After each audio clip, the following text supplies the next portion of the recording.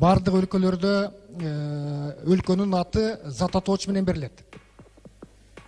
Биздин Кыргыз Республикасынын аты орусчасы ат атооч менен берилип калган. Кимдин өлкөсү, кыргыздардын өлкөсү болуп которулат, Кыргызская республика дегенди которсок. Ошону туура жазсак, республика кыргыз деп орусчасы. Ошондо башка улуттардагы капа болмок эмес.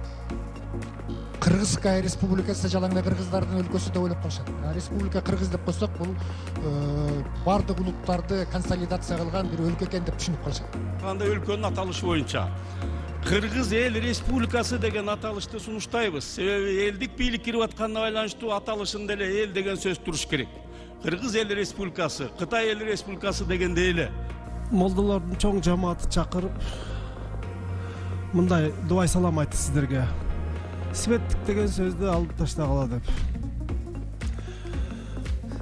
Бирок светтик сөздү таптакыр алып таштаганда мүмкүн туура эместир.